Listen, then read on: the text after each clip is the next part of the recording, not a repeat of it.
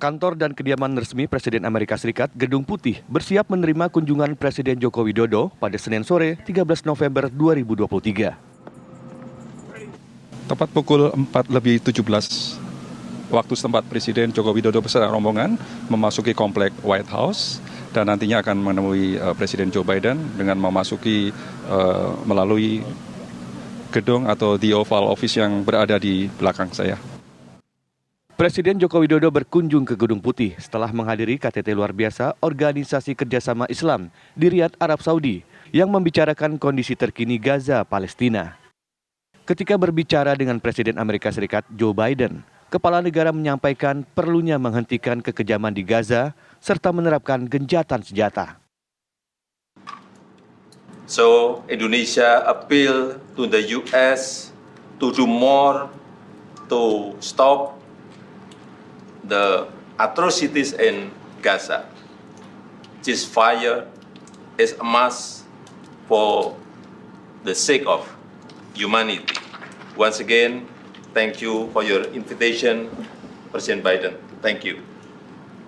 Thank you. And as we met outside, as you get out of your automobile, we had a very important discussion on climate.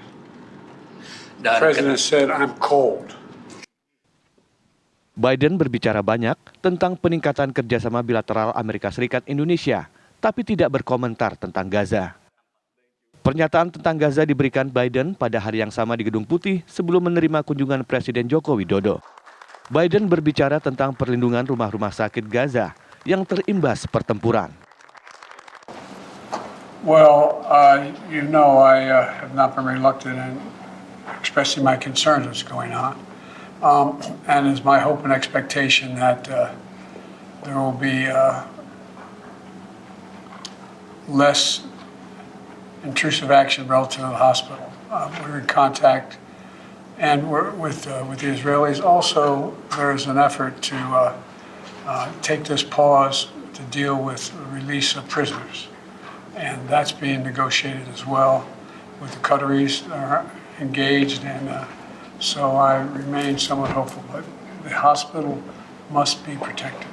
Dalam pertemuan antara Presiden Amerika Serikat Joe Biden, Presiden Joko Widodo menyampaikan secara langsung harapannya kepada Presiden Joe Biden agar Amerika Serikat berbuat lebih terhadap kekejaman yang terjadi di Gaza dan gencatan senjata adalah sesuatu yang harus dilakukan demi alasan kemanusiaan. Selain itu, Presiden Joko Widodo juga bersama dengan Presiden Joe Biden membahas sejumlah isu-isu penting menyangkut kepentingan kedua belah pihak dan juga dalam kesempatan tersebut Presiden Joe Biden menyampaikan komitmennya untuk meningkatkan hubungan kerjasama dengan pemerintah Indonesia yang selama ini telah terjalin hampir 75 tahun dan pemerintah Amerika Serikat juga berupaya meningkatkan hubungan kerjasama dari mitra strategik menjadi mitra strategik komprehensif. Dari Gedung Putih Amerika Serikat, Yandri Subekti TV One mengabarkan.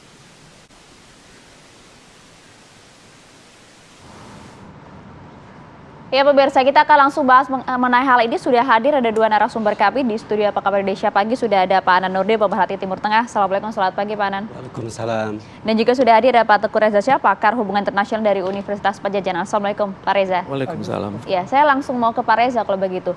Melihat pertemuan antara Pak Jokowi dengan Joe Biden, tentu ini menyita perhatian publik tidak hanya di Indonesia saja, di tanah air, tapi juga beberapa negara lain. Tapi Anda melihat seberapa berdampakkah kemudian pertemuan ini terhadap dengan invasi Israel ke Palestina?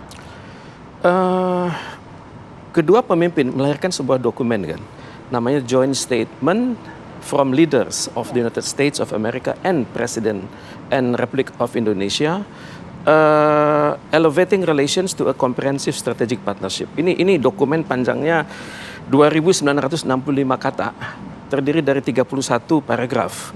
Di paragraf 25 memang secara khusus dibahas bahwa kedua negara menyatakan perhatiannya atas masalah di Gaza yang terjadi, itu pertama. Dan yang kedua, Presiden Indonesia menyampaikan hasil-hasil dari KTT di Riyadh tersebut. Dan ketiga, kedua negara akan bekerja sama dengan melibatkan kekuatan-kekuatan regional yang ada di situ. Kemudian nanti ujungnya adalah two-state solution. Ini adalah kata kunci sekitar 56 kata di paragraf ke-25 tersebut.